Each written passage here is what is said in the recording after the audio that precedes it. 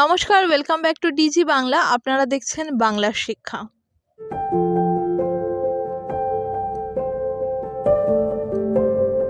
আজকে আমরা চলে এসেছি বেথুয়াডহরির খুব কাছেই কাঁঠালবেড়িয়াতে অবস্থিত Nilachal institute of nursing and health sciences.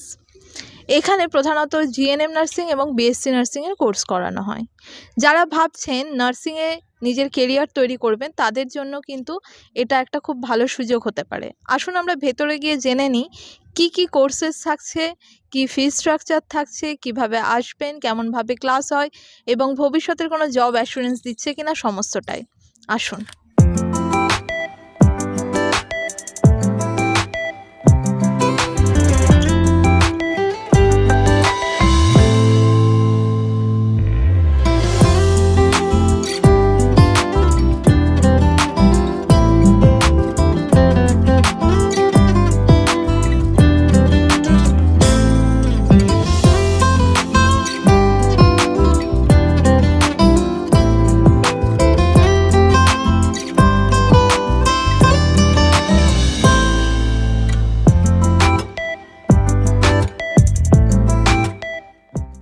আমাদের সঙ্গে এই মুহূর্তে আছেন Nilachal institute of nursing and health সায়েন্সেসের সিস্টার টিউটর মিস শিপ্রা বিশ্বাস।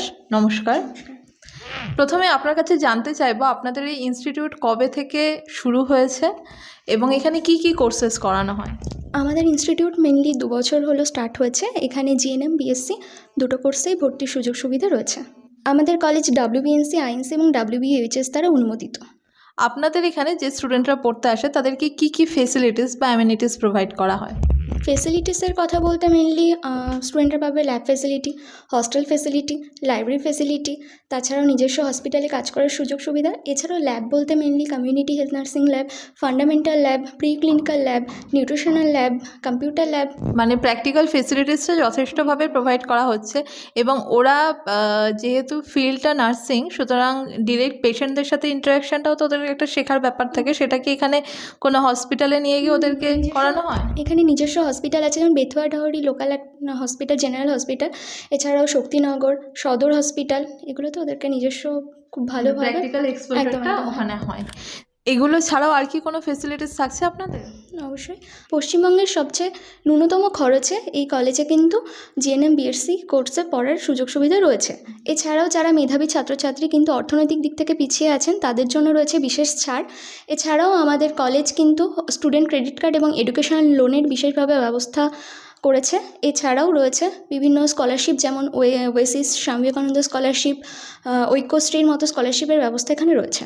এখান থেকে যে স্টুডেন্টরা পাস আউট করে বেরোয় তাদের কি কোনো জব অ্যাসিস্ট্যান্স দেওয়া হয়?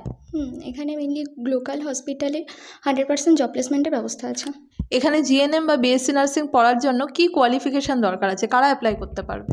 জিএনএমদের ক্ষেত্রে মেনলি আর্টস, সায়েন্স, কমার্স এবং ভোকেশনাল এই 4টে স্ট্রিমের স্টুডেন্টরা এখানে অ্যাডমিশন নিতে পারবে। আর বিএসসিদের ক্ষেত্রে কেবলমাত্র যাদের ব্যাকগ্রাউন্ড সায়েন্স তারাই অ্যাডমিশন নিতে পারবে। তাহলে কেউ যদি এখানে আসবে মনে করে ভর্তি হতে, কিভাবে আপনাদের সাথে যোগাযোগ করবে? আমাদের কলেজে ডিরেক্ট অ্যাডমিশন নিতে গেলে কাঁঠালবেড়িয়া, বেথুয়াডহরি, নদিয়া, আর তাছাড়াও যদি ফোনে যোগাযোগ করে নিতে চাই তাহলে স্ক্রিনে দেওয়া নাম্বারে যোগাযোগ করে নিতে পারে। সেখানে অফিসিয়াল ওয়েবসাইটে মেল আইডি দেওয়া থাকবে, সেখানেও ডিরেক্ট মেসেজ বা মেলের মাধ্যমে অ্যাডমিশন নিতে পারে। আমাদের সঙ্গে এই মুহূর্তে আছে এই কলেজের সেকেন্ড ইয়ারের একজন স্টুডেন্ট ইয়াসমিন খাতুন। ইয়াসমিনকে আমি জিজ্ঞাসা করবো যে তোমাদের এই কলেজে পড়াশোনা কেমন হয় বা তোমার এক্সপিরিয়েন্স কেমন এই কলেজে ভর্তি হয়ে? আমি এখানে আসা আমার 1 বছর হলো এবং এই 1 বছরের মধ্যে আমি এখানে অনেক ভালো মতো পড়াশোনা করতে পারছি। এখানে অনেক অভিজ্ঞ শিক্ষিকারা আছেন যারা অনেক পারদর্শিতার সাথে আমাদের নিয়মিত ক্লাস করান এবং আমাদের এখানে ল্যাব ফেসিলিটিও আছে এবং লাইব্রেরি আছে পড়ার জন্য, এবং আমাদের সকাল 9টা থেকে 5টা পর্যন্ত ক্লাস হয়। আমরা এই মুহূর্তে চলে এসেছি জিএনএম এর সেকেন্ড ইয়ার স্টুডেন্টদের ক্লাসরুমে। আসুন আমরা ওদের সাথে একটু কথা বলে জেনে নিই কেমন চলছে ওদের পড়াশোনা। তোমার নাম কি? অনিন্দিতা রায়। আচ্ছা বলো তো, একজন পূর্ণবয়স্ক মানুষের দেহে কতগুলি হাড় থাকে? 206টা হাড় থাকে। একদম ঠিক বলেছে অনিন্দিতা। সেই জন্য অনিন্দিতাকে আমরা একটা ছোট্ট গিফট তুলে দেবো। তোমার নাম কি? সঙ্গীতা সরকার। আচ্ছা বলো তো, ভিটামিন এর অভাবে কোন ডিজিজ হয়? নাইট ব্লাইন্ড রোগ। একদম বলেছে, নাইট ব্লাইন্ডনেস বা রাতকানা রোগ হয়।